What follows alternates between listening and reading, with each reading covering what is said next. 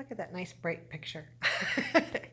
I wanted to kind of just give a quick update to kind of on my YouTube. I did a quick update on my Instagram and just explaining that um, when your immune system is new or compromised, it can be compromised from chemo alone. It can be compromised from um, AIDS. It can be compromised from a lot of different things.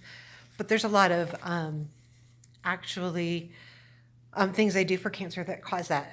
However, with me, it's just a matter of a new bone marrow, and a new immunity. So when I get sick, or if I get sick, you have to watch it. Matter of fact, that I go into the hospital if my temperature is over 101.5. So, um, which isn't that high. The fever I did end up getting, it was weird. I went to bed Thursday night. And there's something else I want to say, because Wednesday I looked at one of my comments on my last post here, and I'm going to talk about that a little bit. But I went to bed Thursday night and woke up sick throughout the night and morning, and I got up, and it was really weird. It was light out, but I looked at the clock and it was 3. And I thought, that's really weird. I wonder if it's like a full moon or something. It's 3 in the morning and it's kind of light. Now, we're normally in Colorado, it's really bright, but it wasn't that bright. So I thought it could be. So I went back to bed, and my daughter gets home from work probably about 6 o'clock in the evening, and "Hey, Mom, are you all right?" Because I'd been in bed all day, and I don't normally do that. And I said, "Well, yeah, are you going to go to work?" And she goes, "I just got home." So I missed a whole day. I was pretty down and out. So we called, and the next day, and I went in, and they just hooked me up with basically 2 different IV antibiotics, an oral antibiotic. Then had me on fluids like crazy. Um, the fever went away. I guess I ended up getting admitted on Saturday. The fever went away on Tuesday.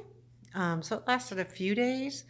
They didn't send me home until basically I kept the fever down, and that I could keep the fever down while not on IV antibiotics. So, um, and it's just a matter of getting through that. There's nothing I can do about it. No matter how healthy I am or try to be, and I do, it can happen. And I'm actually very lucky. This is month 6 after my transplant.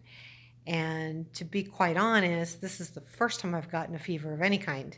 So, and I was diagnosed back in the end of March. So to go that long without incident of fever and that kind of thing. I did have to take some antibiotics once, but I didn't have a fever, so I caught it beforehand, is really good. So, I mean, I had a lot of people worried, but at the same time, it's not an uncommon occurrence to get a pretty high fever and to be hospitalized. They do it. They're not going to leave you with a fever. They're not going to leave you on your own with your antibiotics. They're going to check you, because anything can happen very quickly. And when you have leukemia and you're going through the transplant and after the transplant, one of the biggest things that are people's demise with that is infection and not getting it treated, and it taking over, or even sometimes getting it treated, but it just takes over. So having that low immunity, um, you have to be very careful. I mean, I wash everything I get, 3 or 4 times. I've been really, actually, I don't go out much. I go to the hospital, I go pick up my prescriptions, and I go to the grocery store. I'm pretty careful in the grocery store, but I could still pick stuff up pretty easy, but I'm not out and about a lot, because I'm trying to kind of just allow myself for my immune system to grow. So, yeah, it was weird. Wednesday morning, this is like a week ago Wednesday, so it's been a while. I looked at my last post on YouTube, and I had a comment, and the comment came from, I'm pretty sure, the gentleman, and I don't know, he's not a gentleman, that hacked my account, and I didn't know what to do with the YouTube, because I was kind of afraid. But anyway, I don't want anything happen to my YouTube. So there was a comment, and he had commented that I was a bitch or whatever, and that he wished that I would die of my cancer. And to have that infection take over a day and a half later was scary. There was also a scary thing that happened with my white blood count. It went up. And when your white blood count starts going up, that's what the biggest signal of leukemia. So they were doing tests while I was there to make sure that the ALL or the leukemia wasn't coming back. It was pretty. That part really scared me, because one thing to have an infection and take antibiotics, it still can be scary, but to have the thought that that might return was really scary. It's not. It didn't. Everything's fine. But we did have a scare there, and that comment, it made me think. I mean, don't worry. I know that a lot of you guys are so protective of me and tell me, screw him, screw that. And I get it. I'm not taking it seriously. However, I think it's more people don't realize what they say. I mean, geez, I've never been told that to my face. Like, I wish you would die. I wish you would get sick.